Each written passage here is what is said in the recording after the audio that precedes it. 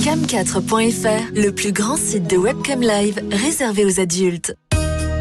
14h-16h, Brigitte Lahaie, Sud Radio. Bonjour à tous, nous sommes ensemble durant ces 2 heures sur Sud Radio. Alors personne n'aime faire des erreurs, on n'a pas envie de connaître des échecs. D'ailleurs en amour, et pire encore dans le domaine sexuel, on déteste les mauvaises expériences, les ratés, vous savez. Faut dire que se louper lors d'une relation sexuelle, c'est jamais très agréable, et ce n'est pas mon invité qui me dira le contraire. Mais figurez-vous que Marc Vella, qui est avec nous durant ces 2 heures, considère que tout ça, non seulement c'est pas très grave, mais que même ça peut nous apporter bien d'autres choses positives. Alors d'abord, Marc Vella, c'est un excellent musicien, c'est également un grand amoureux de l'amour et c'est aussi le fondateur de l'école de la fausse note. Et dans un instant, il va nous expliquer pourquoi ce n'est pas si grave que de commettre des fausses notes en amour. Alors si vous avez envie de témoigner, eh bien n'hésitez pas à venir nous rejoindre et bien sûr vous connaissez notre numéro 0826 300 300. Venez nous raconter vos fausses notes et vous allez voir, on va en rire ensemble durant ces 2 heures. Bonjour Marc Vella, merci d'être là. Bonjour Brigitte, merci de me recevoir.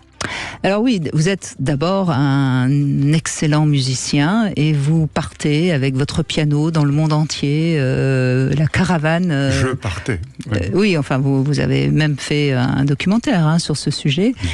Et puis, mais on va parler surtout des fausses notes en amour parce que vous êtes un grand amoureux de la vie, amoureux des femmes, amoureux de la musique, amoureux des gens.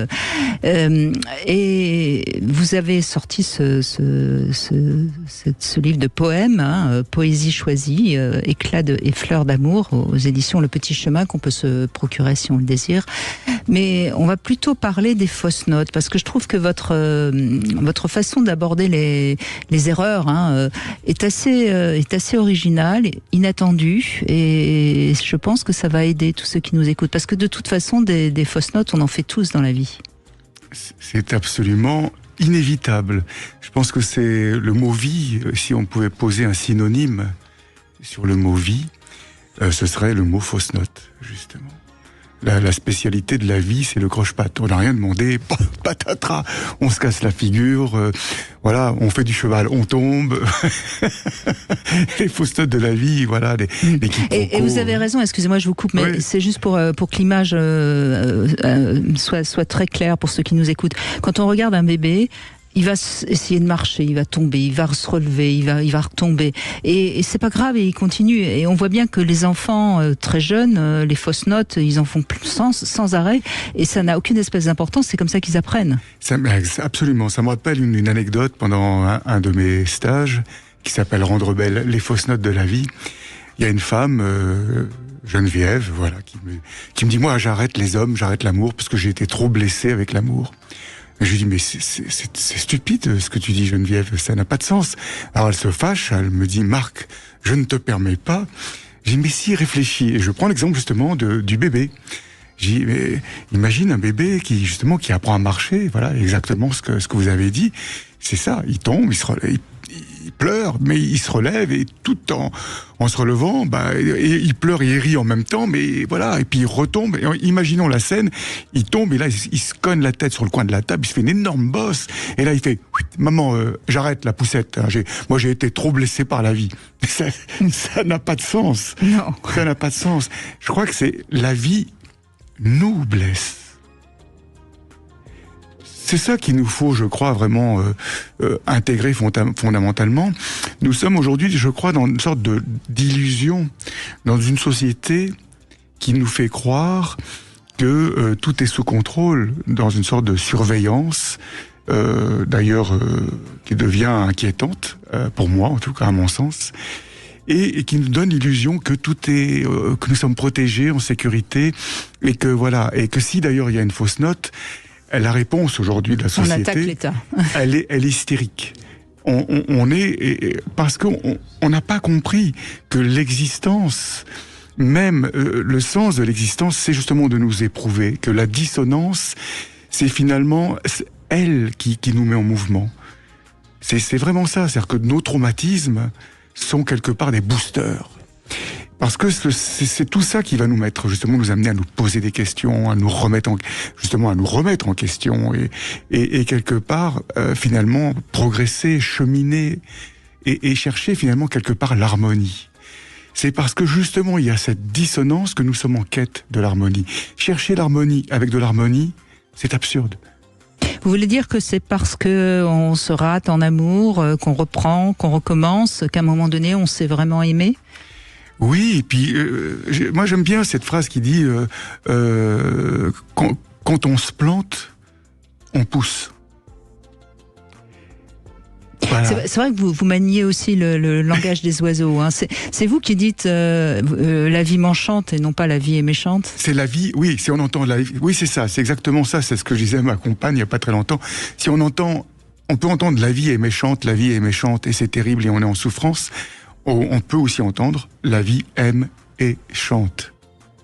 C'est toujours la façon, je crois, de comment nous percevons les choses. Soit on les vit et elles nous accablent, soit c'est un rendez-vous justement à rire de soi.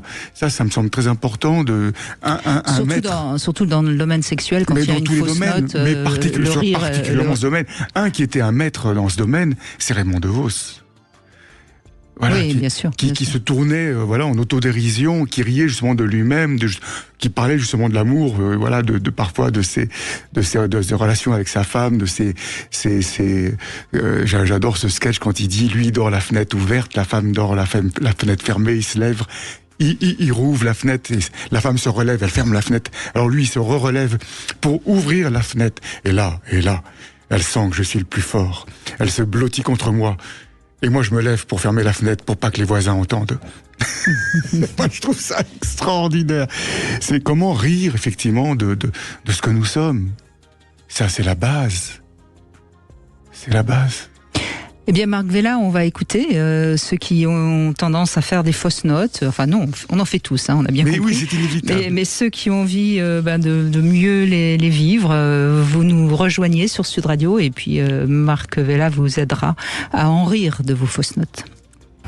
Sud Radio. Parlons vrai. Parlons vrai. Sud Radio. Sud Radio. Parlons vrai. Parlons vrai. Parlons vrai. Sud Radio. Parlons vrai. 14h-16h, Brigitte Lahaie, Sud Radio. Marc Vella est avec nous, vous êtes écrivain conférencier, vous vous définissez comme pianiste nomade aussi, hein, parce que vous êtes également musicien, et vous êtes le fondateur de l'école de la fausse note, dont le parrain est Pierre Richard et Brigitte Et Lahaie. La marraine Brigitte Lahaie. Et oui, le roi de la fausse note et la reine de la fausse note. Voilà. Et c'est magnifique. Parce que moi je suis comme vous, Marc Vella, je crois qu'il faut vraiment faire des choses de nos fausses notes et non pas se lamenter et rester à l'arrêt. Fabienne est avec nous. Bonjour Fabienne. Oui, bonjour Brigitte, bonjour Marc. Bonjour Fabienne. Alors allez-y, on vous écoute. Qu'est-ce que vous avez envie de nous raconter ? Alors, moi, je ne dois pas être très bonne musicienne parce que les fausses notes, j'en fais un paquet. Et du coup, si j'appelle aujourd'hui, c'est pour éviter d'en refaire des fausses notes. Comment faire pour ne pas faire des fausses notes ? Parce que là, je viens de rencontrer quelqu'un il y a 1 mois. Oui. Donc, j'ai 60 ans, donc j'aimerais bien, cette fois-ci, que la mélodie dure un peu plus longtemps. Alors, quoi faire ? Je ne sais pas. C'est une personne qui communique très peu. Là, par exemple, il est parti faire de la moto avec des copains et j'ai eu un message vendredi, un samedi. Donc hier, j'ai mis un peu d'humour. J'ai dit, bon, ton quota de messages n'est pas encore atteint aujourd'hui, il te reste 12 heures. Et là, il m'a appelé, curieusement. Et vous voyez, l'humour, c'est une belle manière déjà de... Oui. C'est la meilleure manière d'ailleurs, hein, surtout avec des personnes qui sont très introverties, il faut surtout pas insister. Non mais Fabienne, d'abord vous avez entendu l'intro, des fausses notes, on en fait tout le temps. Donc maintenant, il faut comprendre ce que vous appelez à n'avoir fait beaucoup. Est-ce que vous répétez toujours la même fausse note ?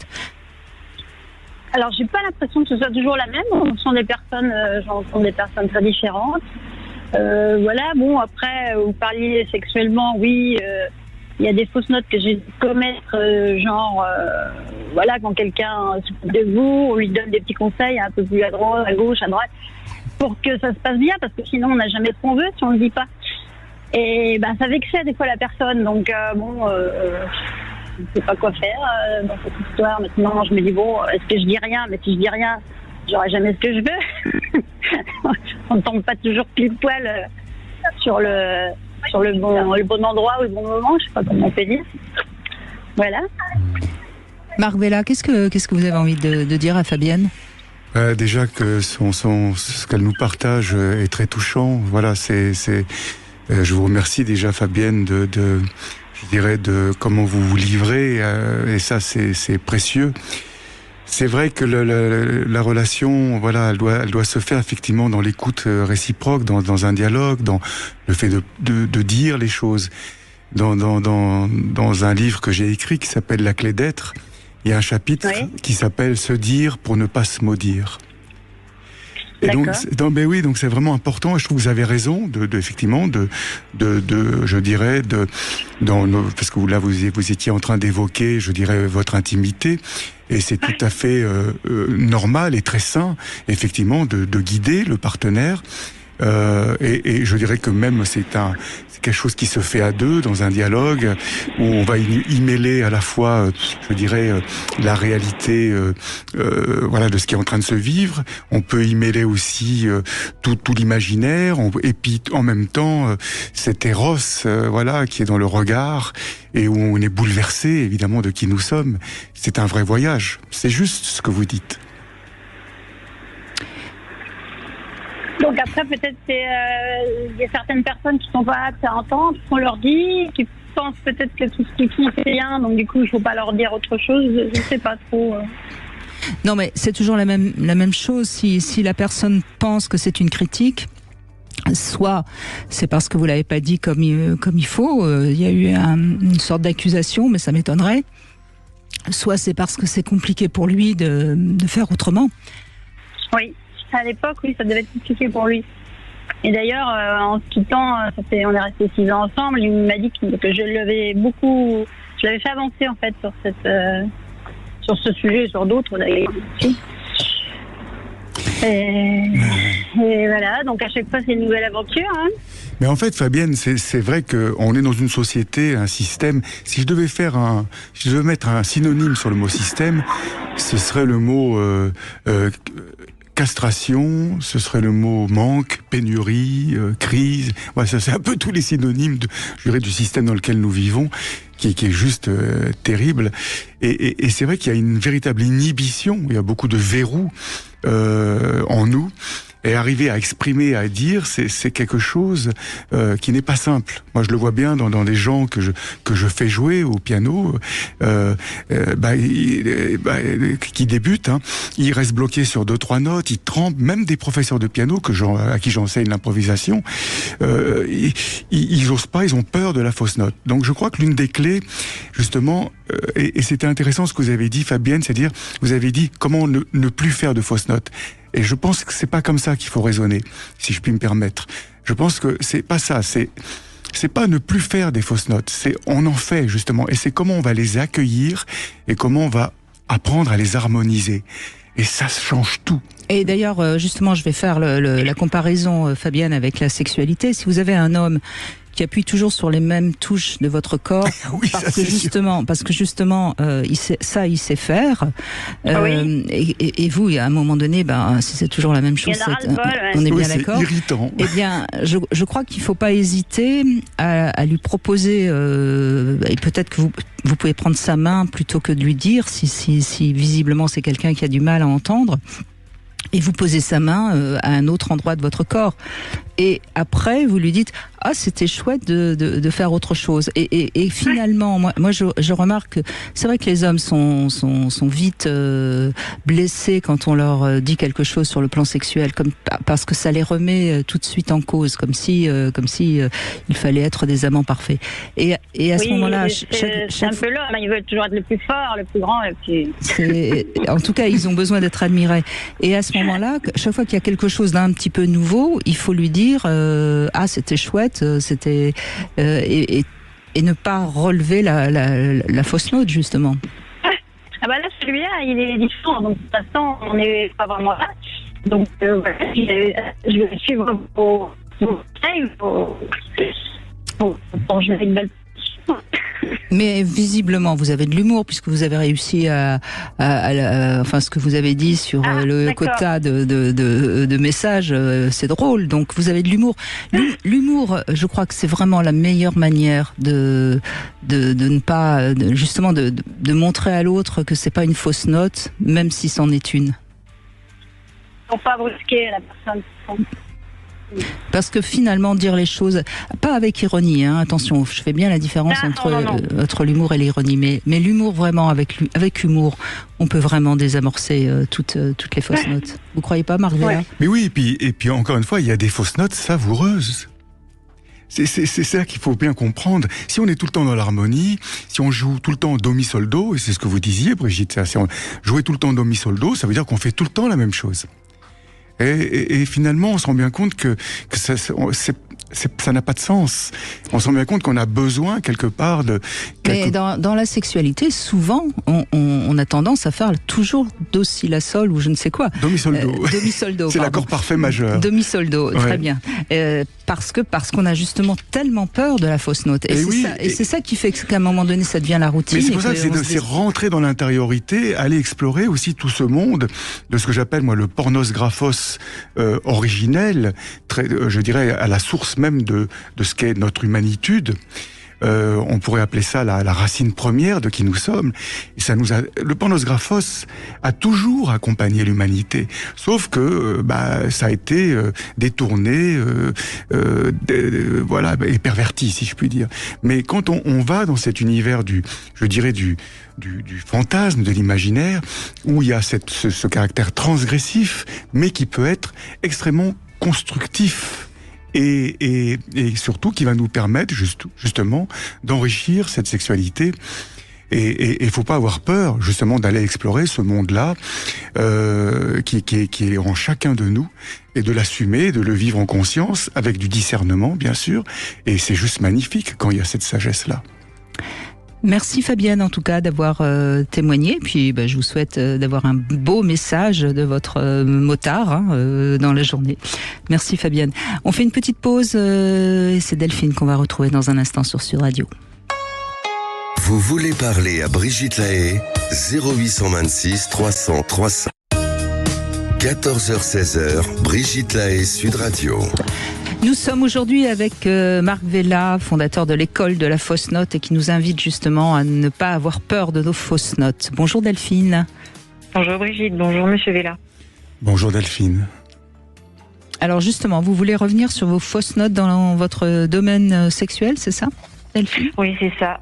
Moi, aujourd'hui, alors j'ai trouvé très intéressante l'approche proposée par Marc Vella, et je venais aujourd'hui pour vous parler de fausses notes, effectivement, dans le domaine sexuel, parce que, on pourrait dire, pour continuer la métaphore de la musique, qu'aujourd'hui, on a beaucoup de mal, mon mari et moi, à accorder nos violons.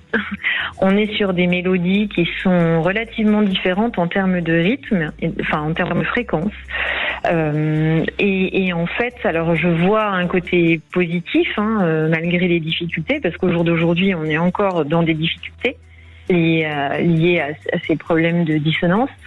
Mais malgré tout, c'est challengeant parce que l'accompagnement dont je bénéficie, avec parce que je me fais aider pour comprendre ce qui se passe, me permet de me rendre compte que ça va aussi potentiellement nous donner la possibilité de nous retrouver autrement, ou en tout cas de découvrir d'autres façons de partager ensemble. Mais voilà, je vous avoue que tout de suite, par contre, comme on est dans la difficulté, c'est plus difficile d'envisager l'avenir que de considérer le présent, si je puis dire.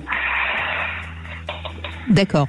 Mais visiblement, vous avez envie d'envisager l'avenir en commun. Alors, moi, de façon certaine, oui. Pour mon mari, compte tenu de la taille des dissonances sur la fréquence tout de suite, ça pourrait, en tout cas, le risque que je veux pas prendre, c'est que ça puisse remettre en question le couple. Donc, comme j'ai compris que c'est quelque chose qui était très, présent chez mon mari, j'essaie de mettre en place des moyens qui vont me permettre d'éviter la catastrophe. Donc, si on comprend bien, votre mari a envie de faire l'amour beaucoup plus souvent que vous. Exactement. Et ça a été le début d'une éventuelle possibilité de séparation. Ouais, disons qu'au jour d'aujourd'hui, moi j'ai quelqu'un en face de moi qui n'exprimait plus ses sentiments parce que le fait que nos rapports soient pas assez fréquents à son goût, le fait qu'on fasse l'amour ne soit pas assez fréquent à son goût, a l'air de, en tout cas, remet la relation en question. Oui, mais vous avez envie de faire l'amour plus souvent. Pourquoi ? Pour ne pas le perdre, parce que vous vous rendez compte que c'est quand même chouette de faire l'amour. Quel serait, ou tout simplement parce que vous vous rendez compte que vous avez un petit peu mis ça de côté, parce que le quotidien avait étouffé un peu votre désir. Qu'est-ce que vous raconteriez ? Je dirais que, alors il y a deux choses. Il y a une première réponse, une première intention qui serait celle de se retrouver en couple sur ce plan-là, parce que j'ai envie de dire qu'est-ce que j'ai vécu moi, parce qu'en fait ce qui m'a éloigné de cette dimension-là, de la dimension physique et sexuelle, c'est des difficultés d'ordre physique qui étaient liées à des raisons de santé. Donc il y a cette dimension de retrouver une relation ensemble, et puis ensuite c'est moi, et pourquoi pas prolonger le retour à cette relation, à cette dimension physique-là, pour moi aussi dans mon corps, parce que comme je suis encore en train, moi, de réintégrer mon corps physiquement, la dimension corporelle de mon corps, finalement, c'est pas trop bizarre ce que je dis. Non, on arrive à suivre. Le poursuivre en fait, pourquoi en passant aussi par la relation à deux en fait, pourquoi pas redécouvrir des choses ensemble qui me permettraient aussi de redécouvrir, voire découvrir des choses chez moi. Pourquoi pas? Oui, mais pour l'instant, ça me paraît un peu intellectuel et pas finalement très ressenti dans le corps. Eh voilà mon vrai problème. Ah, d'accord. Mais voilà, vous voyez, Oui, vous avez envie intellectuellement et sans doute aussi au niveau du cœur, vous en avez envie. Mais le corps lui ne suit pas. Le corps ne suit pas. Donc qu'est-ce qui coince dans le corps Alors Delphine, c'est comment dire, nous portons une injonction, tous, qui est extrêmement castratrice. En fait, jouir, l'expression populaire, c'est s'envoyer en l'air. D'accord ? Ouais. Et s'envoyer en l'air, quel est le premier homme dans l'histoire de l'humanité, Delphine? Vous avez 30 secondes pour répondre à cette question. Et si vous y répondez, vous reviendrez la semaine prochaine. Quel est le premier homme dans l'histoire de l'humanité qui s'est envoyé en l'air? C'est Adam. Non. Non, ce n'est pas Adam. Non. Alors c'est Neil Armstrong, non? Non plus. Non, le premier homme qui s'est envoyé en l'air, ma chère Delphine, c'est Icare. Ah, excellent. Et cet homme qui s'envoie en l'air, il tombe. Comprenez? Et donc on va nous raconter pendant 2000 ans, 2500 ans, on va nous dire, ne vole pas, tu vas te casser la gueule. Après, la religion va reprendre ça, parce que s'envoyer en l'air, c'est jouir. La religion va dire, si tu jouis, tu vas payer. C'est le péché, c'est la damnation. Tu comprends? Donc ça veut dire que or, le péché, étymologiquement, ça signifie manquer la cible. Péché, c'est pas la damnation. Étymologiquement, ça veut dire manquer la cible. Donc, nous, quand vous voulez aller vers l'amour, vers la sexualité, en fait, vous y êtes. Parce que le cœur de la cible, c'est ça, c'est l'amour. Et quand vous êtes là-dedans, vous dites, je suis dans le cœur de la cible. Ah non, c'est péché. Vous comprenez pourquoi? Donc, c'est un sujet sensible. Et, si je puis dire. Et donc, qu'est-ce qui se passe? Si vous voulez, c'est qu'on porte tous cette injonction de si tu jouis, tu payes, si tu t'envoles, tu vas te casser la figure.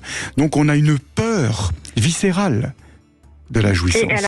Et alors j'ai une question pour vous, dont ce que vous êtes en train de me dire m'apporte une réponse quasi évidente, mais je préfère quand même vous la poser. S'il y a un traumatisme dans le corps qui est lié à la sexualité, typiquement un abus, pour ne rien cacher, là, on va encore dégrader plus la notion de péché. Mais amplifier la notion de péché, en fait. Bien de sûr. Danger. Inévitablement. Alors, il faut bien comprendre que nous sommes tous, je crois, la plupart, en tout cas, victimes de ça, de ces histoires d'abus. Voilà. Et plus les femmes que les hommes. Enfin, moi, je sais que petit garçon, ça m'est arrivé. Donc, mais peu importe. Voilà. Je crois que c'est comment, à un moment donné, on va intégrer cette réalité, voilà, encore une fois, de cette injonction que nous portons et qui est transgénérationnelle, qu'on a répétée, voilà, à nos arrière-grands-parents, à nos grands-parents, à nos parents. Voilà. Et donc, quelque part, nous nous punissons presque. Non, c'est pas presque. Nous nous punissons de vivre. Vous voyez, dans les années 60-70, quand il y a eu la liberté, entre guillemets, voilà, sexuelle, eh bien, en fait, ça s'est payé par, quand on faisait la fête, on buvait de l'alcool, on se droguait, ça a été des comas, des overdoses, des accidents de voiture. C'est une hécatombe. Pourquoi faire la fête? C'est se déchirer. Pourquoi faire l'amour? C'est le payer. Et ça va même, je dirais, jusqu'aux maladies sexuelles que nous nous transmettons, où inconsciemment nous nous punissons. C'est-à-dire que, voilà, si je jouis, je paye. Et c'est ça qui se passe dans votre corps, c'est-à-dire que vous portez cette injonction, et évidemment, elle est inconsciente, et c'est de vous redonner cette autorisation qui est celle, oui, j'ai le droit de jouir, j'ai le droit d'aimer, c'est pas une faute, c'est pas grave, c'est pas un péché. Cet abus que vous avez vécu, prenez-le finalement comme quelque chose qui fait partie, hélas, de l'histoire, de nos histoires humaines que nous portons, et comment je vais transposer ça, transmuter ça par le pardon et la gratitude. Ça, c'est vraiment des atouts très puissants de transformation. Et pour finir, je dirais que voilà, moi, dans votre voix, je sens beaucoup d'érotisme. Vous avez une voix très sensuelle et très chaude, et je pense que vous avez un feu, et ce feu que vous avez à l'intérieur, vous en avez peur. Et donc, n'en ayez plus peur aussi, n'ayez pas honte justement de ce feu qui est lié justement à cette injonction qui crée ces verrous, et votre mari les ressent. Et c'est ça qui crée du coup cette problématique. Donc je pense qu'il y a une réconciliation à faire avec vous-même, voilà, de ce feu magnifique que vous portez, et votre époux doit apprendre à honorer ce feu, à servir ce feu. Voilà, et ça, ce qui est fondamental pour moi, dans la relation homme-femme, c'est que, voilà, c'est pas l'homme qui doit assouvir, c'est l'homme se met au service du feu de la femme, voilà, et être à l'écoute de ce feu, et ça va être juste extraordinaire. Ouais, quel beau cadeau, ça me coupe la voix. Oui, Delphine, parce que c'est toujours pareil. Vous savez, je pense à cette magnifique phrase, vous n'aurez pas ma haine. Et quelque part, continuer à vous empêcher de jouir parce que vous avez eu un abus, c'est quelque part redonner encore du pouvoir à celui qui a abusé de vous, voyez. Ouais, je comprends tellement ce que vous... Enfin, je comprends intellectuellement. Mais je sais bien. Mon corps l'intègre, mais je comprends ce que vous me dites. Mais peut-être que ce qui est important aussi, c'est que, je sais pas, chaque soir, imaginez que votre corps soit libre et qu'il puisse justement s'enflammer, comme le dit si joliment Marc Vella. Et à force, on inverse cette injonction mentale qui bloque le corps. Vous voyez ce que je veux dire ? En tout cas, je vais essayer de faire de mon mieux pour le mettre en pratique. Et puis par rapport à l'abus, écoutez Brigitte. Par rapport à l'abus, Delphine, moi quand j'étais petit garçon, ma mère m'a amené à la police pour porter plainte. Et j'ai dit au policier, j'avais 9 ans, j'ai dit, mais vous savez, le plus à plaindre, c'est pas moi, c'est lui, c'est le monsieur qui m'a fait ça. Et puis vous savez, j'étais un enfant battu, maltraité, et puis je me suis dit, tiens, pour une fois que quelqu'un m'a trouvé beau, et quelque part, j'ai pris ça d'une manière finalement positive. Mais voilà, je crois que c'est vraiment ça, la personne la plus à plaindre, évidemment, c'est celle qui va commettre l'abus. Et nous, voilà, on a bien sûr subi ça, mais il faut envoyer de l'amour sur tout ça. Et vous réconciliez avec ce feu magnifique, voilà, que vous incarnez. En tout cas, quand on y arrive, Delphine, qu'est-ce qu'on va mieux et qu'est-ce qu'on grandit libération. Et qu'est-ce qu'on s'envole, justement. Je vais me nourrir de la flamme que vous m'avez donnée là pour essayer de la faire grandir. Et je vais vous donner une clé. Le soleil. Icare est allé chercher un soleil à l'extérieur de lui-même. Ça ne pouvait que le perdre. Allez chercher le soleil à l'intérieur. Votre soleil à vous. Merci. Merci à vous, Delphine. Merci beaucoup. Patrick est avec nous. Bonjour, Patrick. Bonjour, Brigitte. Bonjour, Marc. Bonjour, Patrick. Eh bien, première question, Patrick. Quelle serait la fausse note qui vous a le plus fait avancer, qui vous a fait justement prendre conscience de quelque chose qui aujourd'hui vous aide à être mieux? C'est une question compliquée, hein? Oui. Non, surtout qu'en plus, moi, je me débrouille toujours pour essayer pas de faire fausse note. Donc, je suis. Ah bah non, il faut en faire. Il faut en faire. Je sais bien. Donc, c'est pour ça que je suis, à mon avis, un bon candidat pour votre invité. Je dirais mon premier mariage. D'accord. Et donc, c'était une fausse note. Donc, vous avez divorcé, j'imagine ? Oui, encore heureux. Et encore heureux. Et du coup, vous avez aimé mieux la prochaine, celle d'après. Oui. Et voilà. Et j'ai appris à cette occasion que j'étais désirable et entre guillemets aimable. Eh bien, formidable. Voilà. Merci c'est un très bon exemple. Voilà, une fausse note réussie, si je puis dire. Deuxième question.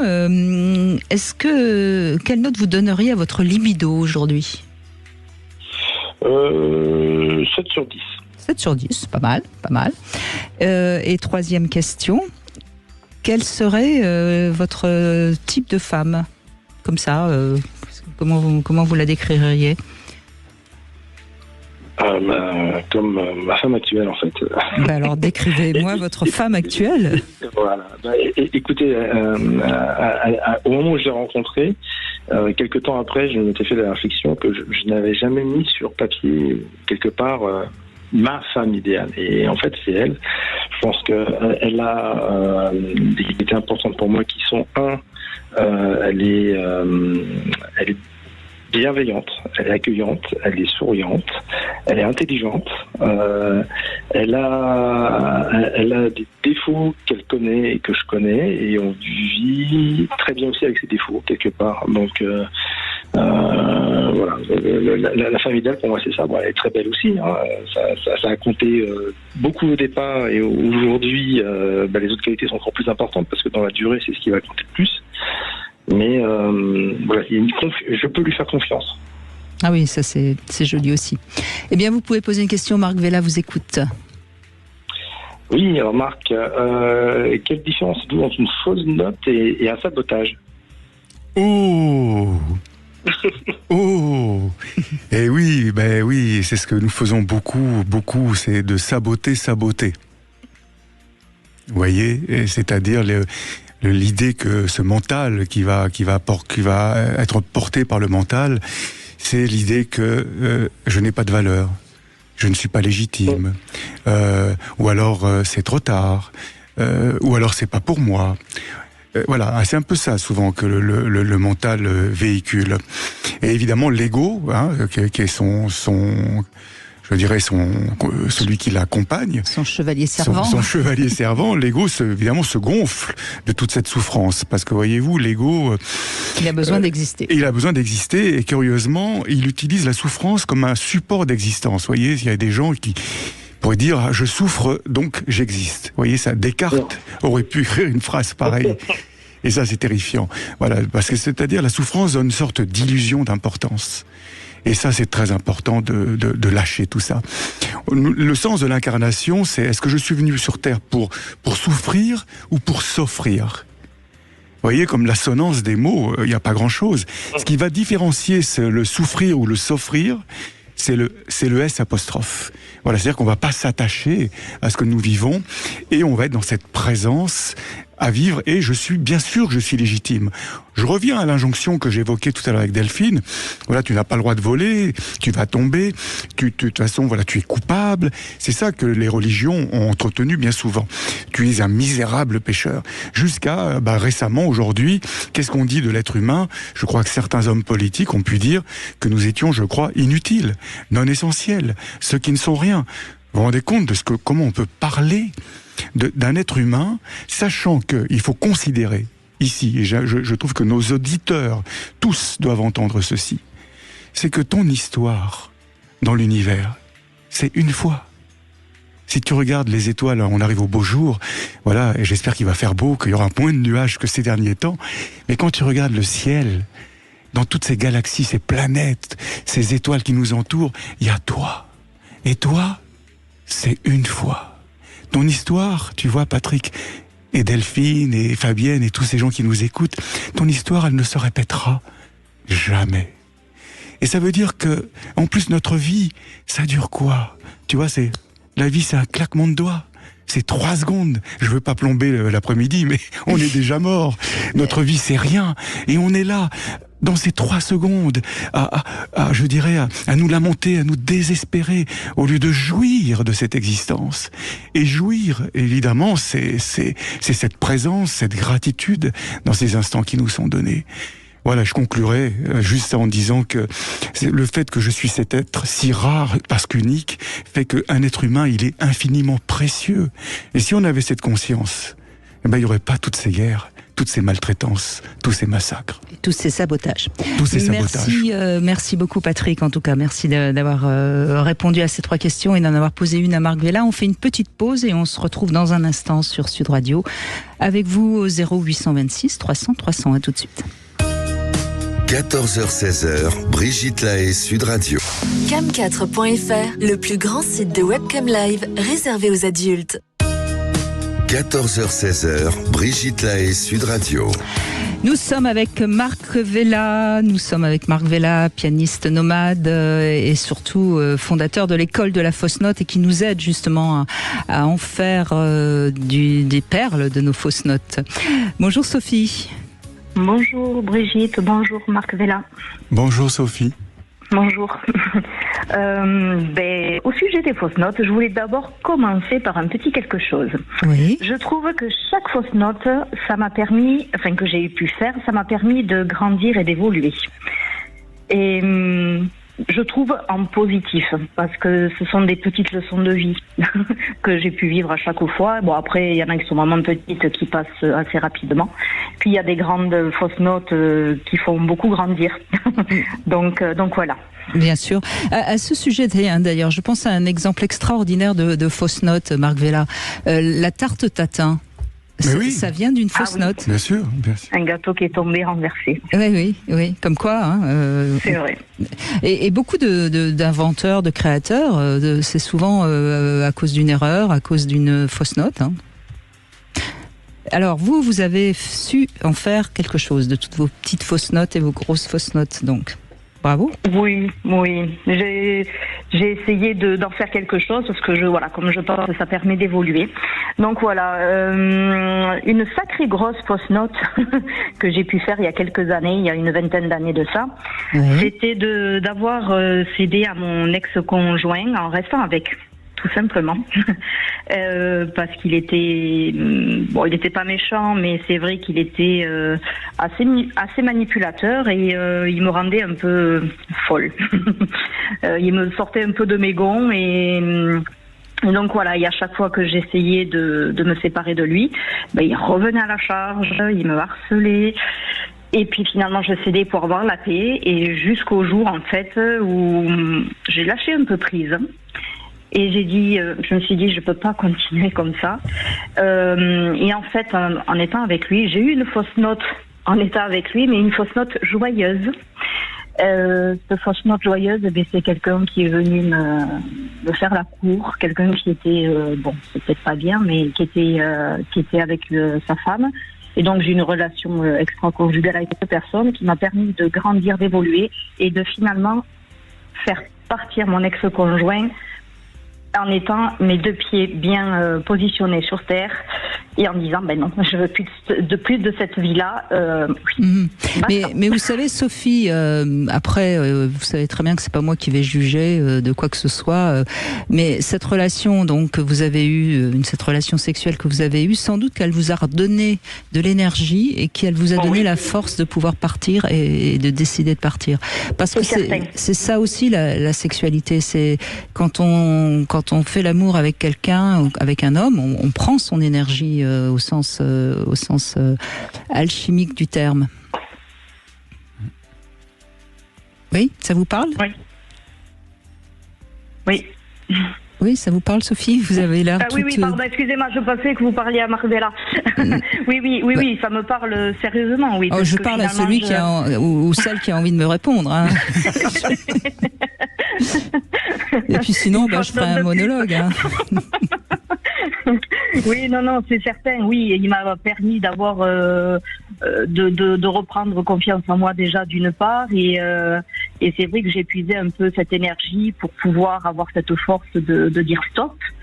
Et pour le coup, après, j'ai pu, suite à cette rupture, j'ai pu rencontrer mon mari actuel et puis bon, mais là, ça se passe bien. Ça fait 18 ans qu'on est ensemble et c'est plutôt sympa, quoi.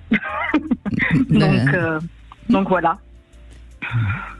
Et donc vous avez appris. Oui. Mais on a tous un moment, enfin tous non, mais on peut tous avoir à un moment donné été avec une personne qui ne nous convenait pas et alors ça nous apprend aussi des choses. Oui, c'est surtout que je me suis dit, je ne sais pas réellement ce que je veux, mais je sais surtout ce que je ne veux plus. C'est déjà pas mal. Et je suis partie comme ça. C'est déjà pas mal.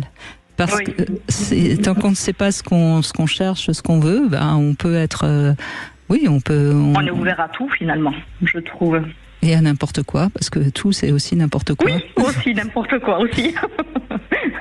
Aussi, oui. Mais bon, déjà, savoir ce que je ne voulais plus, vivre ce... Il m'avait mise comme si j'avais un brouillard gris dans la tête, en fait. Et il me manipulait, il était très... Il me rendait folle. Oui, franchement, il me rendait folle. Donc, c'était une sacrée fausse note dans mon parcours. Oui, mais j'imagine qu'au début, il avait été très séduisant, il vous avait promis monts et merveilles, comme... Très, très séducteur, oui. Ça, c'est vrai. Très, très, très séducteur. Il faut se méfier des personnes qui sont trop... qui nous promettent la lune. Hein. Ah oui, mais j'avais 18 ans à l'époque, je ne savais pas trop, j'avais pas l'expérience, j'avoue. Mais c'est bien parce que ça permet d'évoluer et de grandir sur ce qui s'est passé, quoi, par rapport à ce qui s'est passé. Eh bien, Marc Vellas, Sophie, en effet, c'est... Ce qu'elle nous dit, c'est intéressant, c'est que c'est une fausse note qui lui a sauvé la vie. Voilà, le fait qu'elle ait eu une relation extra-conjugale, voilà, c'est une fausse note. Dans notre société considérée une fausse note, et qui est salvatrice. Et donc on se rend bien compte que c'est pas qu'il y a fausse note et fausse note, c'est toujours pareil, c'est où on va mener cette dissonance. C'est ça en fait l'histoire, c'est que la vie, on a bien compris, nous envoie des fausses notes pour nous éprouver, et c'est à nous finalement quelque part c'est notre devoir d'âme que d'harmoniser cette fausse note. C'est tout l'enseignement de la musique. Quand Mozart écrit une fausse note sur sa partition, ça va dissonner. Quand Jean-Sébastien Bach, pareil, utilise la dissonance, les compositeurs utilisent la dissonance, mais c'est bien sûr que ça va frotter, ça va nous bousculer. L'auditeur, là, quand on écoute, c'est quelque chose qui va être dérangeant, mais tout le génie va être de ces compositeurs, de ces musiciens, va être de transformer cette dissonance, de l'amener vers sa résolution harmonique. Et c'est ce que vous avez fait, et vous l'avez fait magistralement, voilà, c'est-à-dire de cette dissonance où vous avez réussi à harmoniser, et vous avez accompli ce que vous deviez accomplir, vous vous êtes trouvé, et c'est exactement ça. Ça s'appelle de la résilience, et je ne peux que vous féliciter. Merci beaucoup Sophie, merci à vous. On continue après les infos. Vous pouvez vous aussi nous raconter vos fausses notes, si vous en avez fait quelque chose ou pas d'ailleurs. 0826 300 300. La petite devinette du jour, Marc Vellas. Quel est le point commun entre le pénis et le public d'un spectacle? Vous avez le temps des infos pour trouver la réponse. On se retrouve tout de suite après. Sud Radio. Sud Radio. Parlons vrai. Sud Radio. Parlons vrai. 14h-16h, Brigitte Lahaie, Sud Radio. Nous sommes aujourd'hui avec un poète, un musicien et surtout le fondateur de l'école de la fausse note. Marc Vellas est avec nous. Si vous avez l'occasion, n'hésitez pas. Moi, je me souviens avoir assisté à un spectacle de Marc Vellas et c'était assez exceptionnel. Vous aviez fait monter sur scène une femme qui n'avait jamais joué de piano et qui était évidemment terrorisée à l'idée de jouer. Et en même pas, 5 minutes, 10 minutes. En 3 minutes. En 3 minutes, vous avez réussi à à la faire jouer quelque chose qui était agréable à écouter. Nous, le public, on n'avait pas les oreilles cassées, et ça, c'est votre talent, savoir faire naître en chacun de nous cette petite âme d'amour et de création. Voilà, et donc c'est pour ça que je suis ravie que vous soyez là pour aider les auditeurs à faire quelque chose de leurs fausses notes. Nous avons Flora qui est avec nous, mais d'abord la réponse à ma devinette: quel est le point commun entre un pénis et le public d'un spectacle? Vous me posez la question, Brigitte? Oui, j'attends votre réponse. Eh ben, j'ai trouvé, moi je pense que, oui. je sais pas si c'est la réponse, mais quand le spectacle est bon, le public se met debout. Et donc quand le spectacle que la femme fait est beau, eh ben, le pénis se met debout. Ah, c'est pas mal, c'est pas mal. C'est pas ma réponse, mais ça pourrait être la réponse. En fait, le point commun entre le pénis et le public d'un spectacle, c'est pas parce que la queue est longue que la soirée sera réussie. Oh, d'accord, oui. C'est rigolo. C'est peut-être un peu plus drôle, mais votre réponse était juste aussi. Bonjour Flora. Bonjour Brigitte, bonjour Marvella. Bonjour Flora. Je vous appelle moi par rapport à des fausses notes. J'ai eu beaucoup de fausses notes au début d'avoir ma relation définitive que j'ai aujourd'hui, parce que j'ai été moi aussi agressée, et du coup j'allais mes premiers émois amoureux ont été avec des personnes auxquelles j'avais pas d'intérêt. Voilà, les garçons venaient vers moi et je m'autorisais pas à aimer, entre guillemets, voilà, d'être attirée par l'autre, pour moi c'était pas possible, quoi. Voilà. Donc il y a eu beaucoup de fausses notes. Voilà. Oui. Voilà. Et en même temps, ce qui est intéressant, c'est que vous n'étiez pas fermé quand même. Vous acceptiez qu'on vienne à vous et... Oui, complètement. Alors peut-être par rapport au fait que j'attirais, parce qu'ils venaient vers moi, il y avait beaucoup de bienveillance et de gentillesse. Donc je me suis dit, je suis pas une mauvaise personne, entre guillemets. Je pense que c'était par rapport à un ego aussi, certainement. Besoin de me reconstruire aussi, avoir un regard. Et pourtant, ces personnes ne m'attiraient pas tant que ça. Voilà. L'attrait pour moi, c'était pas possible. Oui, vous ne vous autorisiez pas à aimer, mais vous acceptiez d'être aimé. Voilà. Hein, c'est bien ça. Oui, tout à fait. Ce qui est pas la même chose. Mais peut-être parce que vous autorisez à aimer, c'était le risque de souffrir dans votre tête. Il y avait peut-être cette... Oui. Est-ce que le regard... alors, parce que je savais aussi peut-être que ça allait pas être pérenne, je sais pas. Pour moi, ce regard des hommes pouvait être sale, représenter la saleté. Enfin, tout ce qu'il y avait de négatif aussi, je sais pas. Alors, ou est-ce que j'étais en train de... je ne saurais pas l'expliquer. Alors, il y a quand même quelque chose qu'on sait, Flora, c'est que les personnes qui ont été abusées, parfois, ont tendance à avoir besoin de répéter des aventures pour, d'une certaine manière, banaliser la sexualité. Et pourquoi pas? Parce que c'est une manière de continuer à vivre et puis de faire surface. Hein. Donc moi, peut-être que c'était ça. Je ne sais pas. Oui. Pardon, c'était juste. Moi, c'était une agression. Il n'y a pas eu, voilà, c'est juste une agression. Non. Enfin, c'est quand même une agression. Hein. Complètement. Ce que je pourrais dire, Flora, c'est quand vous disiez finalement ce sentiment d'être sali, hein, et ça, c'est quelque chose qui est assez effectivement récurrent, hein, dans la relation humaine, et ça vient, je crois, tout simplement d'un mot qui est celui-ci, c'est le mot vierge, le mot virginité. Et qui a été complètement déformé, détourné de son vrai sens.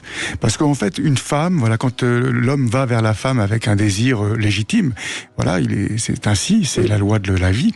La femme se sent salie parce qu'elle doit rester pure, elle doit rester vierge. C'est ça un peu l'idée que l'on nous a transmis, n'est-ce pas? Et donc c'est ça que vous portiez, je dirais, comme croyance. Donc c'est pour ça que vous n'arriviez pas à aimer, parce qu'il y avait une part de vous qui disait bon, moi il faut que je reste, je vais être sali par ça. Et il faut juste comprendre que c'est terrible, parce que le mot vierge, qui sous-entendrait l'idée donc de la femme sans le masculin, hein, du féminin sans le masculin. Or, Si on regarde maintenant le mot virginité, si on le regarde dans sa racine étymologique, eh bien vir en latin, ça veut dire l'homme, et giné, ça veut dire femme. Et donc virginé, c'est l'union justement du masculin et du féminin. C'est pas quelque chose qui est séparé, c'est au contraire les deux ensemble. Et ça, c'est magnifique. Et donc, qu'est-ce que la virginité ? C'est la présence, cette pleine présence dans la vie et dans l'instant présent. Voilà, et où justement c'est finalement le moment de la rencontre entre la femme et l'homme. Exactement. Et c'est ce moment de l'instant présent. Et quand vous êtes dans l'instant, c'est vrai que vu comme ça, on trouve le mot beaucoup plus beau. Hein. Oui, mais bravo, surtout, Marc Bella. Surtout que quand on est dans l'instant, qu'y a-t-il, ma chère Flora, de plus vierge que l'instant ? Bien sûr, puisque l'instant d'après, la virginité, c'est quand je suis dans l'instant présent. Donc quand vous êtes dans votre vivance, dans l'instant présent, dans la rencontre, mais vous êtes vierge. Vous voyez, la virginité, c'est l'union du masculin et du féminin. Le drame de notre monde et la grande manipulation, ça a été nous avoir dit que le vierge, c'était l'absence du masculin. Si vous avez un doute dans ce que je suis en train de vous dire, on va prendre le mot vierge et vous enlevez la lettre I. La lettre I symbolise le phallus. Vous voyez, parce que c'est la lettre dressée, érigée. Enlevez la lettre I du mot vierge. Qu'est-ce qui reste ? Vierge, oui. Vous voyez, on n'en sort pas. Ça veut dire que dans le vierge, il y a le masculin. Et je terminerai, le mot vie, eh ben ça s'écrit V-I-E. V, symbolise le féminin sacré. Le I, c'est le masculin. Le E, c'est la 5e lettre. Le 5, c'est le féminin. Et E, c'est Ève. Donc, qu'est-ce que c'est la vie ? C'est le masculin et le féminin unis vers ce V sacré, c'est-à-dire le féminin sacré, unis vers elle. Ça donne universel. C'est beau, hein ? C'est très beau. N'est-ce pas, Flora ? Vous voyez, donc Flora, vous êtes magnifique, vous êtes vierge, magnifiquement, dans lequel vous avez le masculin et le féminin en vous, et vous avez le droit de l'épouser, de l'aimer, autant que vous voulez, et vous serez toujours vierge, même si vous faites l'amour plein de fois. D'ailleurs, Marie était vierge, et pourtant elle a eu un enfant avant Jésus. Donc, voyez bien que cette virginité n'a rien à voir avec le fait d'avoir fait l'amour ou pas. C'est la présence dans l'instant, comme dit Brigitte, au moment de la rencontre. Quand vous êtes dans cette rencontre, dans cette intensité, eh ben là, vous êtes vierge, intensément. Très beau. Très beau. C'est magnifique, hein. Écoutez, je crois que ça vous parle bien et je pense que vous êtes lavé définitivement de tout péché, si je puis dire. Oui. D'accord, oui. Entre-temps, moi, oui, j'ai bien compris. Vie familiale, hein, par la suite. Mais au départ de ma vie amoureuse, ça a été un peu difficile, un peu compliqué. Voilà. Eh ben évidemment, normal, avec cette injonction que j'évoquais tout à l'heure avec Delphine, c'est normal, bien sûr. Oui. Mais il y a une autre expression d'ailleurs qui est très marquée pour les femmes. On est pur ou on est impur. C'est ça, exactement. C'est quand même quelque chose qui est encore très marqué dans notre inconscient collectif. Et il n'y a rien à faire. Une femme qui a beaucoup de relations sexuelles, c'est encore quand même aujourd'hui un petit peu décrié, quoi qu'on en dise. Alors ça avance, on avance, et je fais le travail. Tu fais très bien le travail, Brigitte.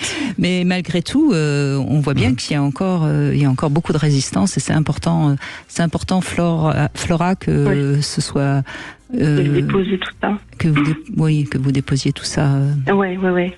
Et concernant, je rebondis, excusez-moi, je vous coupe. Concernant justement les fausses notes, alors je me suis mise à la musique justement dans ma 40e année, et du coup je n'ai pas l'oreille musicale, et pourtant j'ai tellement envie, j'adore le piano, j'adore. Et voilà. Alors les fausses notes, pour moi, j'y suis même pas arrivée parce que ça a été une difficulté pour moi de me mettre à la musique. Mais non, vous voyez comme votre mental vous sabote. Vous dites, vous n'avez pas l'oreille musicale, vous n'en savez rien. Voilà, moi je vous invite, allez sur mon site, et puis il y a plein de stages, je vous invite à vivre un stage avec moi. Vous verrez que, voilà, en fait, l'histoire, on s'en moque des notes do, ré, mi, fa, sol, la, si, do, tout ça, ça n'a aucun intérêt. C'est comme un corps, vous savez, on s'en moque si c'est une épaule, une omoplate, une fesse ou un coude. Vous posez votre main, vous enfoncez la touche. Et puis vous allez jouir la note. Et jouir dans la langue des oiseaux, c'est ouïr le jeu. Vous allez savourer ce qui sort de vous. Et Brigitte, justement, évoquait tout à l'heure, voilà, la femme impure. On disait la femme qui a ses règles est une femme sale, impure, qu'il faut pas toucher. Ce qu'on nous a raconté, c'est que tout ce qui sort de nous, c'était vraiment dégoûtant. Voilà, on sent mauvais. Voilà. D'ailleurs, aujourd'hui, avec ce monde, hein, c'est ça, c'est qu'on nous salit, on nous réduit. Donc non, croyez-moi, hein, c'est considérer, ma chère Flora, ce qui sort de vous, et je peux vous l'apprendre si vous en avez envie. Allez voir sur le site de Marc Vella. Merci beaucoup Flora, on continue dans un instant, toujours avec Marc Vella et vous bien sûr sur Sud Radio. Sud Radio. Parlons vrai. Sud Radio, parlons vrai. Parlons vrai. Parlons vrai. Sud Radio, parlons vrai. Parlons vrai. 14h-16h, Brigitte Lahaie, Sud Radio. Toujours avec Marc Vella, nous essayons de sublimer vos fausses notes et je trouve que on y arrive bien, Marc Vella. Merci d'être avec nous. Vous maniez très bien le langage des oiseaux aussi, hein. Et c'est bien de revenir toujours aux mots qui sont parfois, à la musique des mots, bien sûr. Oui, qui sont parfois marqués de façon un peu négative. Bonjour Franck, merci d'être avec nous. Bonjour Brigitte et bonjour Marc. Bonjour Franck. Oui, alors moi je vous appelle parce que Oui. voilà, j'ai fait une fausse route, c'est-à-dire que je suis allé chercher l'affection que je n'avais pas eue auprès de mon père, auprès d'autres hommes pendant plusieurs années. Et voilà, je voulais témoigner que voilà, c'est une fausse route que pas mal d'hommes peuvent prendre et je crois que c'est important que... Vous voulez dire que vous avez, à un moment donné, eu des relations avec des hommes, des relations sexuelles avec des hommes, parce que vous recherchez l'amour du père, hein, c'est ça ? Oui. Oui. Exactement. Oui. Oui. Eh bien, c'est bien aussi. Ça peut être aussi permis de trouver un peu d'amour masculin. Oui, mais malheureusement pas en place parce que je ressortais toujours plus triste. C'était un amour que je n'avais pas reçu dans l'enfance et que j'allais chercher d'une autre façon et qui ne me comblait pas du tout. Et voilà, je trouvais que je voulais vous appeler parce que je trouve qu'on est tellement aujourd'hui dans une ambiance où l'homosexualité est érigée un peu par modèle, mais presque. Et je voulais surtout m'adresser à tous les hommes qui pourraient beaucoup en souffrir et leur dire que c'est une blessure qu'on peut déjà comprendre, qui peut se guérir. Je ne parle pas de maladie, je parle d'une blessure. C'est une blessure d'enfance qui peut se guérir et puis on peut voir d'autres voies et puis retrouver l'amour auprès d'une femme avec qui j'ai eu 3 enfants depuis. Et puis voilà, donc je voulais témoigner de cela. Voilà, c'est un discours que je n'entends jamais sur les médias. Donc, Mais je vous en remercie, Franck, parce que ce que vous dites est fort. Mais encore une fois. Un parcours de 40 ans, Brigitte. Hein. Oui, mais qu'importe. Il a fallu peut-être passer par là pour découvrir d'abord que de ce que vous cherchez, de toute façon, vous ne pouviez pas le trouver, parce que de toute façon, quand on n'a pas eu l'amour de son père, on ne le trouvera jamais. Et à un moment donné, on fait la paix avec cette quête impossible. Et à ce moment-là, on s'ouvre à l'amour et vous avez visiblement pu ensuite aimer une femme et être un très bon père, j'imagine. J'ai pu. Alors ça, après, vous savez, c'est un très bon père, je ne sais pas, parce que je pense que j'ai commis, comme le mien de père, j'ai commis pas mal d'erreurs, de fautes, et puis voilà, donc ça après c'est un autre sujet, mais c'est vrai que c'est quand même difficile de donner ce qu'on n'a pas reçu. Je m'en suis aperçu tout au long de la paternité, qui continue encore aujourd'hui. Et voilà, mais c'est vrai que j'ai pu pardonner à mon père, j'ai pu pardonner aussi à ma mère, parce que bien sûr ma mère est aussi présente dans toute cette blessure, elle est aussi bien sûr là. Hein. Et, mais voyez Franck, il y a une chose que je vais me permettre de dire, parce que moi je peux le dire, c'est souvent des expériences sexuelles qui nous permettent à un moment donné de pardonner. parce que quoi qu'on en dise, la sexualité, c'est une ouverture à la plus grand, c'est une ouverture à l'autre, et je dirais même à la spiritualité. Ça peut paraître fou ce que je dis, mais ah non, mais je vous rejoins tout à fait, Brigitte. Vous savez, vous êtes en train de me dire que c'est une ouverture à l'autre, mais en tout cas, l'homosexualité, c'est le même en phase, donc ce n'est pas pour moi une ouverture. Vous voyez, moi, ça m'a beaucoup enfermé. J'ai vraiment fait une longue traversée dans le désert, parce que j'étais longtemps très seul, très longtemps. J'ai trouvé plusieurs personnes sur mon parcours Franck, excusez-moi, mais chaque fois que vous faisiez l'amour avec un homme, vous attendiez autre chose que ce qu'il pouvait vous donner, puisque vous attendiez l'amour de votre père. Donc forcément, vous étiez à chaque fois déçu, et à chaque fois, et à force de vous taper contre le mur, si je puis dire, vous avez compris que c'était une quête impossible, et vous avez avancé. Mais quelque part, cette expérience dans la sexualité, je suis persuadée qu'elle vous a apporté quelque chose de très profond en vous. C'est ça que je... Elle m'a apporté le fait d'accepter cette fragilité. Et puis, donc, ça m'aide beaucoup aussi pour accepter les fragilités des autres, et notamment de mon épouse en premier lieu, et aussi de tous ceux qui m'entourent. Vous êtes devenu tolérant. Oui, alors... autant que se peut, hein. Oui, bien sûr, oui, voilà, oui. On n'est pas parfait, hein. Non, on n'est pas parfait, loin de là, non, surtout pas. Nous sommes des pêcheurs, comme disait Marc tout à l'heure, il abordait un peu le sujet. Nous sommes des êtres pêcheurs par nature, donc voilà, il faut l'accepter, et puis... je suis très heureux de pouvoir en témoigner, parce que c'est vrai que c'est un long parcours personnel, et je reviens de loin, et puis je vous cache pas, c'était pas facile pour moi de décrocher le téléphone. Ça fait un moment que je voulais le faire avec vous.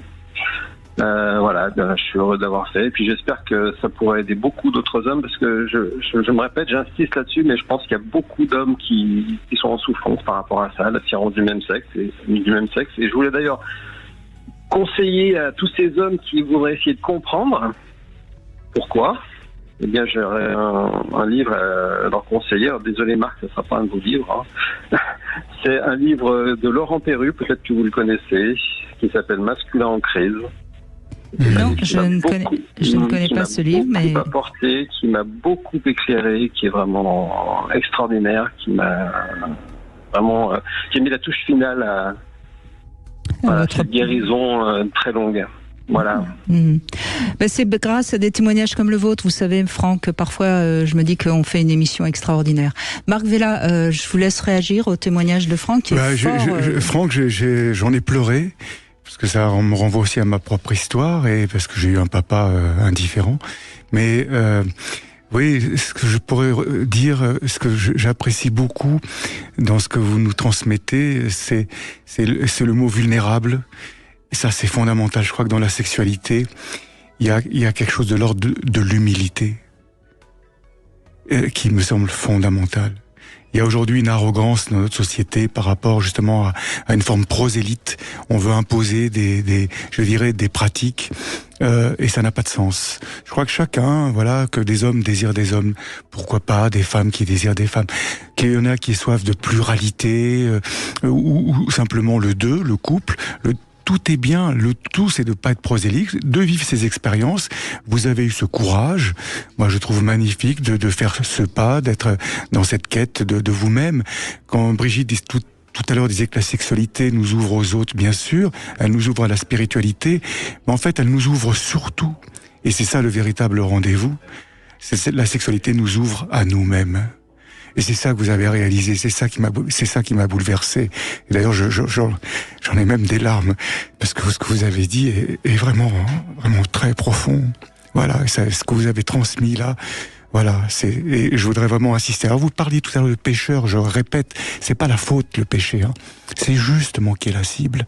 Et la cible, vous l'aviez compris de manière intuitive, c'est l'amour. Et c'est ça que vous avez cherché, et vous l'avez trouvé, et c'est magnifique. Merci. Merci beaucoup Franck. On fait une petite pause, on se retrouve pour le Love Conseil et puis on continue avec vous bien sûr sur Sud Radio. Vous voulez parler à Brigitte Lahaie, 0826 300 300. Cam4.fr, le plus grand site de webcam live réservé aux adultes. Brigitte Lahaie, Sud Radio, le Love Conseil. Alors Marc Vella, c'est un peu vous qui m'avez inspiré ce Love Conseil. Je vais toute la semaine parler des pannes de libido, donc ces fausses notes de notre libido en quelque sorte. Donc on va passer en revue les différentes causes qui peuvent provoquer une absence de libido, une panne, parce que ne pas avoir envie, c'est vrai que ça peut arriver à tout le monde. Mais on n'est pas programmé comme des machines, et parfois la perspective de faire l'amour, ça suscite pas en nous de désir, d'augmentation de notre rythme cardiaque. Bof. Bref, en tout cas, si notre appétit sexuel sombre dans le sommeil de la belle au bois dormant, il est peut-être important quand même de pas attendre 100 ans avant de le réanimer. Voilà, parce que c'est vrai que lorsqu'on est dans une relation à deux, ça en dépend. Si on coupe, si je puis dire, la libido, si on arrête tout, ça risque de provoquer du manque chez l'autre. Et donc c'est important de rappeler que le contact physique reste quelque chose d'essentiel, même si on ne fait plus l'amour. L'intimité, on appelle ça l'intimité en sexologie, doit rester présente. Le contact physique doit être là. Et très souvent, quand on n'a plus envie de faire l'amour, on a tendance à éviter le contact physique comme si ça allait faire que l'autre va nous agresser. Et ça, c'est déjà une première erreur importante à comprendre. Et puis ensuite, il faut bien comprendre que lorsqu'on n'a plus d'appétit, c'est un petit peu comme la nourriture. Et d'ailleurs, on parle aussi d'anorexie sexuelle. Et les causes d'anorexie sexuelle sont nombreuses, et c'est ce qu'on verra tout au long de cette semaine. Dès demain, je donnerai déjà plusieurs causes qui font que notre libido peut être en panne, et toute la semaine vous comprendrez pourquoi on est parfois en panne de libido. Mais alors une panne de libido pendant quelques temps, quelques jours, c'est pas grave, mais quand ça dure plus d'un mois, il faut quand même en chercher la cause. Vous voulez réagir ? Oui, il y a beaucoup de choses à dire en fait sur cette panne de la libido. Parce que c'est un sujet. Le nombre de gens que je rencontre, beaucoup de femmes justement qui ce feu s'est éteint, parce que ça, souvent, comme je disais tout à l'heure, c'est la peur du feu. C'est la peur. Le docteur Flammenbaum en parle très bien dans son livre Femmes désirées, femmes désirantes. Donc c'est déjà de se réapprivoiser, se réapproprier, ce feu, cette puissance, ne plus se sentir coupable de ça. Et puis après, ce qui me semble important aussi, c'est de bien prendre conscience que la réponse pour éveiller cette libido, elle sera pas nécessairement dans la nécessité du jouir plus absolument, qui va nous amener à du transgressif nécessaire, et qui peut être du coup dangereux, d'abord addictif et puis dangereux parce que ça peut nous perdre.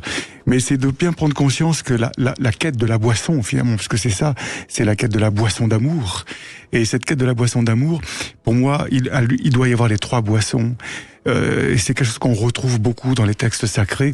C'est-à-dire à la fois la boisson physique, l'eau, la boisson d'amour, bien sûr, et la boisson, et vous l'avez évoqué tout à l'heure, Brigitte, la boisson spirituelle. Et à partir du moment où il y a ces 3 boissons réunies, dans la rencontre, cette libido va se réveiller à nouveau. Très bien. Delphine nous rejoint. Bonjour Delphine. Oui, bonjour Brigitte. Bonjour Marc. Oui. Bonjour Delphine. Voilà. Donc, moi, je voulais témoigner aussi sur tout ce que j'ai appris. En fait, avant, j'étais dans la dépendance affective. Donc, j'avais toujours besoin d'être soutenue, reconnue, encouragée, aimée, faire des choses à deux. Je ne me voyais pas du tout faire des choses solo.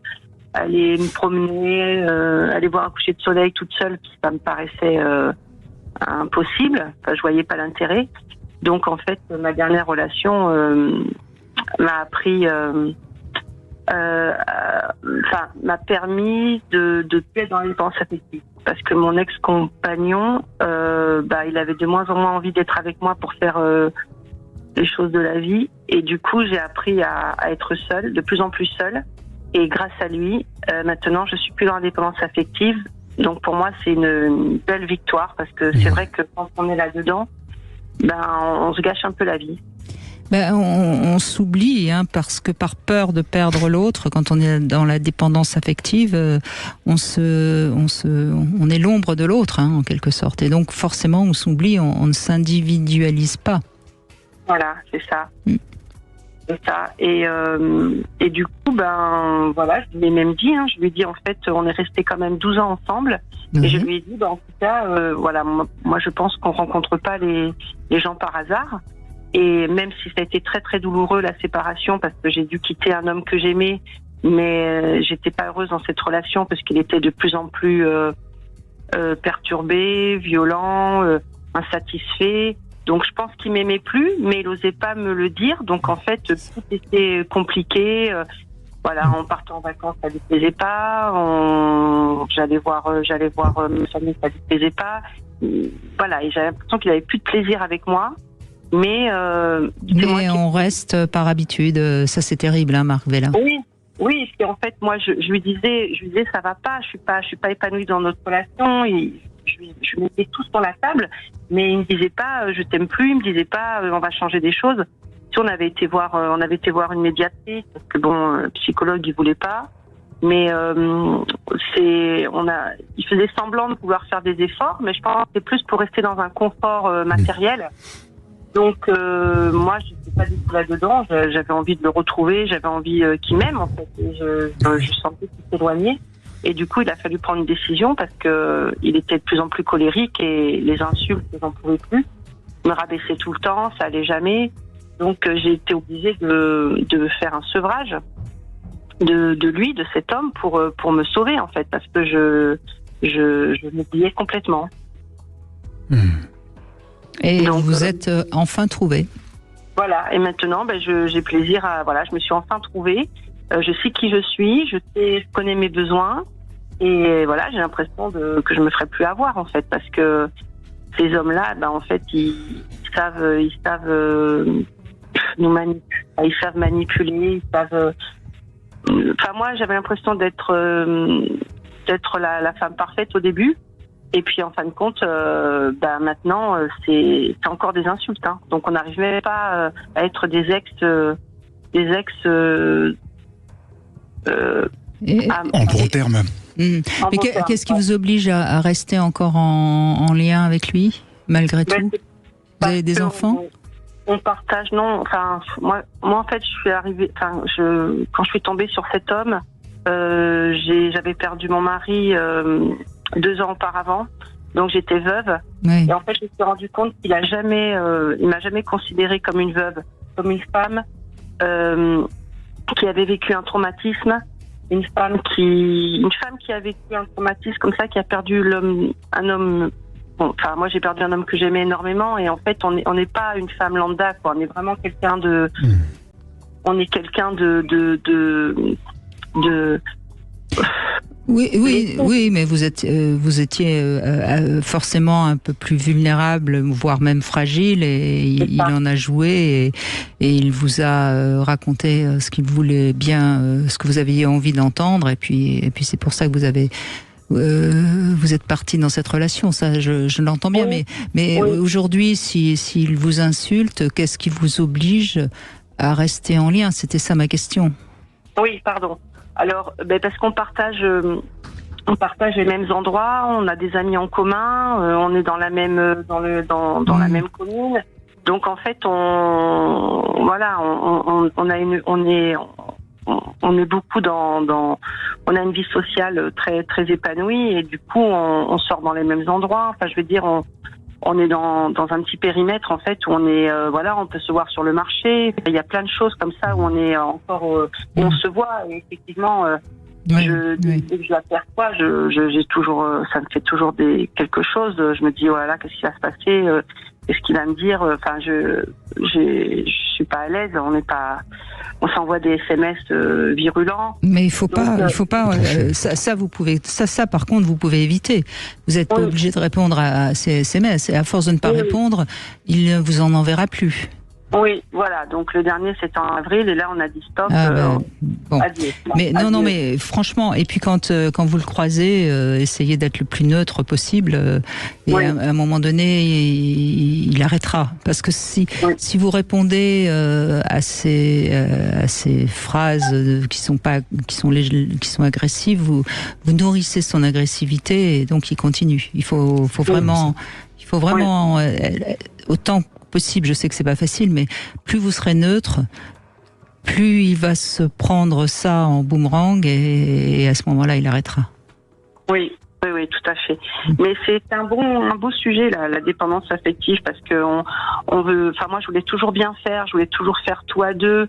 Et en fait, quand on a une personne qui n'a pas ces mêmes besoins, en fait, qui est plutôt qui a son côté solitaire, c'est très difficile parce qu'on est toujours dans la quête de vouloir quelque chose qu'on pourra jamais avoir, en fait, et du coup on perd de l'énergie, on perd de l'estime de soi, on perd beaucoup de choses, en fait, dans cette dépendance affective. C'est vraiment quelque chose qui a été vraiment très présent et pesant pour moi, et maintenant je le réalise, et aussi c'est une façon de pas se respecter, parce que dès les premières insultes, j'aurais dû dire stop, mais définitif, quoi, parce que voilà, j'étais tellement dans la oui, c'est facile, c'est ce qu'on dit, et c'est ce que vous avez certainement peut-être même entendu, mais quand on est dedans, parfois on a du mal et on subit. Marc Vella, qu'est-ce que vous dites à Delphine ? Je pense que vous êtes tombé sur un vampire narcissique, voilà. Et cet homme devait avoir certainement beaucoup de blessures, et puis voilà, donc il vous a vampirisé, et il s'est nourri, il se nourrissait de votre énergie par justement cette distance qu'il instaurait. On appelle ça les passifs agressifs, et c'est juste terrifiant. Donc ce contact encore en SMS, vous voyez, et quand vous y répondez, lui, c'est comme dit Brigitte, ça le nourrit. Donc elle a tout à fait raison, Brigitte, de dire voilà, trancher, hein, ça me semble très important. Ensuite, cette notion, je dirais, du couple que vous avez, elle est très belle. Voilà, c'est magnifique. Moi, je trouve que vous incarnez justement ce désir du couple solaire où on fait les choses ensemble, on rayonne ensemble. Bien sûr qu'il y a des moments nécessaires de repli sur soi, je dirais, d'intériorisation. Ça me semble indispensable. Mais quand on aime quelqu'un, on a envie de l'exaucer. On a envie de s'exaucer réciproquement. D'ailleurs, le mot s'exaucer s'entend de 3 façons différentes dans la langue des oiseaux. Ça s'entend, vous avez envie d'exaucer quelqu'un, voilà, comme un génie qui sort de sa boîte. Exaucer quelqu'un, c'est aussi l'élever dans le bâtiment, vous voyez. Exaucer, c'est élever un bâtiment. Et donc, quand on s'exauce, on s'élève. Et vous aviez envie, je crois, que cette relation s'élève. Et donc, c'est tout à votre honneur.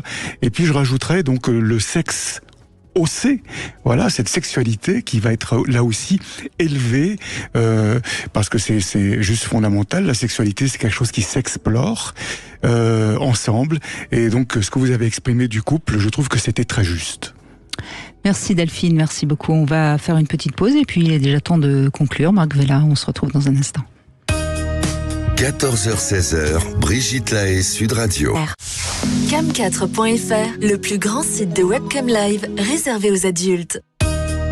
14h-16h, Brigitte Lahaie, Sud Radio. Et nous allons conclure, Marc Vella, avec Lionel qui nous a rejoint. Bonjour Lionel. Bonjour Brigitte et bonjour Marc. Bonjour Lionel. Oui, donc c'est moi qui conclue. Alors, je vais conclure par une belle citation de Thomas Edison. J'espère qu'elle n'a pas été dite. Et il disait je n'ai pas échoué, j'ai trouvé 10 000 solutions qui ne fonctionnent pas. Voilà. Et je pense que c'est mais je pense que c'est en fait, moi c'est un adage que j'ai lu quand j'étais jeune ado, et qui en fait font tout à fait. C'est-à-dire que je pense que l'expérience, entre guillemets, et ce que vous allez en ressortir, ça dépend aussi de votre tempérament. Si vous avez un tempérament plus pessimiste ou plus optimiste, je pense que si vous vous brûlez les doigts, par exemple, si vous êtes pessimiste, vous allez dire je toucherai plus jamais du feu. Si vous êtes optimiste, vous dites je vais peut-être faire un peu plus gaffe, et puis mais je vais quand même continuer à m'en servir. Et je pense que dans toutes les expériences, que ça soit sexuelle, que ça soit amoureuse, que ça soit pour tout, je pense qu'il faut toujours en tirer le positif en fait de ce que vous vivez, et c'est la meilleure façon finalement de grandir et d'avancer, parce que vous avancez, et en écoutant par exemple votre émission, on a les expériences de gens, et en fait donc vous pouvez l'écouter complètement froidement et puis dire il a pas eu de chance, mais vous pouvez aussi tirer une expérience de ce qu'ils ont vécu, de ce qu'ils ont traversé, et finalement de le faire un peu vôtre, et puis d'éviter de faire des conneries quoi. Moi, votre émission m'a permis quand même d'éviter beaucoup de conneries. Tant mieux. Mais je crois, vous savez Lionel, je crois qu'il y a une chose aussi qu'on n'a peut-être pas dite et qui serait intéressant à dire aujourd'hui, puisqu'on parle des fausses notes. Les personnes qui regrettent de certaines choses qu'elles ont faites dans la vie. Alors, je vais prendre mon exemple, par exemple. Si j'étais encore à regretter mon passage dans le porno, ça voudrait dire que je n'ai pas compris ma propre histoire et que finalement, je renie une part de moi-même. Et je crois que c'est ça qui est important. On doit toujours être content de ce qu'on a fait, même si ça n'a pas forcément été facile, même si ça a été lourd à porter, même si on pense que ça aurait peut-être été mieux de prendre un autre chemin. On a pris ce chemin-là et c'est pas par hasard, et ça parle de nous, et c'est ça qu'il faut intégrer, et à ce moment-là, on avance, on grandit, Marc Vella. Vous êtes d'accord avec ça, je suppose? Mais à 100%, je crois que c'est vraiment... D'abord, encore une fois, Brigitte, vous avez contacté justement pour moi ce pornos graphos originel, de l'humanité. Vous avez eu ce courage, et quand je parle de vous, souvent, dans mes conférences, je dis que vous vous êtes incarné, vous avez une âme sacrément bien trempée, si je puis dire, pour avoir fait ce que vous avez fait. C'est très courageux. C'est sûr qu'elle a été trempée. Oui, ça c'est... Et puis Lionel, ce que je voudrais dire, c'est que vous avez tout à fait raison dans votre perception des choses. Quand on écoute les témoignages avec son cœur, et c'est ce que vous avez bien compris, on peut pas écouter ça de manière distante et froide. Et quand on les écoute avec son cœur, on se rend compte que chaque témoignage est thérapeutique. Ah oui, je suis tout à fait d'accord, mais moi c'est comme ça que je les écoute en fait, chaque témoignage, que ce soit d'ailleurs masculin ou féminin, pas des trucs qui peuvent me concerner au premier chef, on va dire, mais quand vous les écoutez et quand vous essayez de vous mettre un peu avec d'empathie à la place des gens, il y a certaines choses que du coup après vous prenez différemment. Moi j'ai eu des périodes où je cherchais un certain type de personnalité, et au final, à force de prendre des portes dans la tête, j'en ai pris 2, vous comprenez que c'était pas ce qu'il me fallait en fait. Mais c'est le problème, c'est que quand on est jeune, on est fougueux et on a envie de renverser la table. Le problème, c'est que la table, des fois, vous savez pas la renverser, et puis vous avez beau vous acharner, vous y arrivez pas. Et il faut en fait de la maturité et puis et de l'expérience. Il y a pas à tortiller, donc il faut avancer un peu dans l'âge. Et puis il y a des choses aussi qu'on prend différemment quand on avance dans l'âge. On apprend à s'en foutre, faut être clair. Et c'est vrai que on avance aussi comme ça, mais on peut pas empêcher à quelqu'un qui est jeune de faire de mauvais choix. On peut pas empêcher. Mais il faut faire des mauvais choix. Moi, j'ai tendance à dire que si on est jeune et qu'on reste tranquille, enfermé chez soi, on passe à côté de sa vie. Quand on se plante, on pousse. C'est exactement ça. Il y a qu'en prenant des portes de toute façon qu'on peut avancer. Il y a que comme ça. Une victoire vous fait grandir un petit peu. Une défaite vous fait beaucoup plus grandir en fait, parce que vous apprenez déjà sur vous-même, et c'est quand même beaucoup plus simple. Oui. C'est beaucoup plus on va dire intéressant au final. Eh bien, merci Lionel de votre témoignage. C'est valable, et encore une fois, on peut le dire, c'est valable dans tous les domaines. C'est pas valable que dans le domaine de l'amour ou de la sexualité. C'est valable aussi dans le domaine professionnel. C'est bientôt les JO.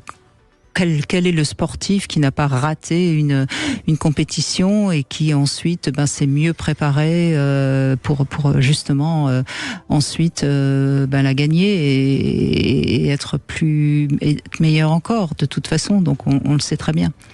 On le sait très bien. Marc Vella, vous êtes également poète. Je voudrais rappeler ce livre qui est sorti, Éclats et fleurs d'amour. C'est aux éditions Le Petit Chemin. Vous avez donc écrit différents poèmes avec des dessins. L'amour, c'est quelque chose dont vous parlez beaucoup, j'imagine, dans vos conférences. Mais je ne parle que de ça. D'ailleurs, on devrait parler que de ça. mais oui, parce que c'est le souffle. C'est le souffle de la vie. C'est ce qui donne le sens à ce que nous sommes. C'est parce que justement aujourd'hui, l'amour, on l'a mis en prison. L'amour est suspect. Et par contre, c'est la peur aujourd'hui qui est en liberté. Et cette peur qui est diffusée dans nos médias, ces informations toxiques, anxiogènes en permanence, voilà, qui aujourd'hui nous accablent. Donc il faut revenir à ce fondamental qui est qu'est-ce que l'amour ? C'est justement cette pleine présence en jouissance. Je ne sais plus qui me disait, je crois que c'est la semaine dernière, qui me disait qu'en effet, ou il y a 15 jours, que finalement le contraire de l'amour, c'est la peur. Vous seriez d'accord donc avec ça? Vous dites la même chose. Donc l'amour, c'est la pleine présence. C'est quand on se rencontre soi, mais pas une pleine présence juste comme ça. C'est vraiment une pleine présence en jouissance. C'est-à-dire, ça veut dire quoi? Ça veut dire que, je sais voir. Voilà, et que là, je suis attentif à ce qui est là, je m'émerveille de tout ce qui est autour de moi, la vie, la nature, et ce qui va générer la gratitude. Voilà, ce n'est rien d'autre que ça. Oui, mais c'est bon, à vous écouter, on a l'impression que c'est facile, c'est pas si simple que ça non plus. Mais on en revient à ce qu'on disait tout à l'heure. Si l'ego a besoin de se gonfler par la souffrance, effectivement, ce ne sera pas simple. Quand l'ego a compris qu'il doit s'offrir, que tout le sens de l'incarnation, pourquoi nous sommes venus sur Terre, c'est pour faire l'expérience de l'offrande que nous sommes pour ce monde. Comprenez ? Nous sommes là pour nous donner, pour nous offrir, pour partager ce que nous sommes. Vous imaginez des fleurs. Peut-être que le mot ouvrir parlera plus parce que si on s'ouvre, on ne se ferme plus en quelque sorte. Oui, mais c'est exactement ça. Une fleur, le sens même de la fleur, c'est de s'ouvrir. Et voilà. Et vous imaginez la fleur voisine qui dirait « Qu'est-ce qui te prend ? Moi, tes pétales, là, ça me dérange. » Puis en plus, tu es en train de montrer ton pistil devant tout le monde. Mais ça n'existe pas, ça, dans la nature. Voilà, la nature, elle s'offre. Et je crois que nous avons perdu ce sens-là. Parce que je crois que c'est le sens profond de notre humanitude. Voilà, la grande souffrance des gens, c'est ça. C'est d'ailleurs, on leur dit, vous êtes inutiles, vous ne comptez pas, vous ne servez à rien. Et les gens souffrent de ça. Non, je disais tout à l'heure, chaque être humain est précieux. Voilà, il doit faire l'expérience de ce qu'il est. C'est cette émergence, cette jaillissance. Peut-être, en effet, se regarder plus les uns les autres, plutôt que de rester figé sur son téléphone, sur son smartphone. Mais oui, je dirais que vous avez tout à fait raison, Brigitte. Je dirais que nous sommes aujourd'hui dans une sorte de forme d'autisme. Je dis bien une forme, parce que l'autisme, c'est aussi une forme d'intelligence, mais qui génère comme une certaine fermeture. Nous sommes autistes à nous-mêmes, autistes aux autres, autistes au monde. Et avec les écrans, effectivement, cet autisme s'est accentué. Nous sommes dans l'ère autisme. Et il nous faudrait revenir vers l'érotisme. Évidemment, je vous avais vu venir. Lequel des deux allons-nous choisir ? C'est ça la grande question. En tout cas, Marc Vella, on peut aller vous voir sur votre site marcvella.com tout simplement. Si vous avez envie d'assister à une conférence pour peut-être faire des fausses notes pour améliorer votre oreille musicale, n'hésitez pas, vous allez sur son site et puis tout de suite vous retrouvez Alexandre Delevan. Nous serons demain avec Michel Odoul. Vous savez qui c'est Michel Odoul, je ne sais même pas si c'est encore nécessaire de le présenter et on verra ce que nous disent nos organes génitaux quand ils ont mal, voilà, parce que finalement, là aussi, une panne de libido ou une panne d'érection, ça parle de nous et ce sera peut-être intéressant de voir comment Michel Odoul interprète ça. Je vous dis à demain. Sud Radio. Parlons vrai. Parlons vrai. Sud Radio. Parlons vrai. Sud Radio. Parlons vrai.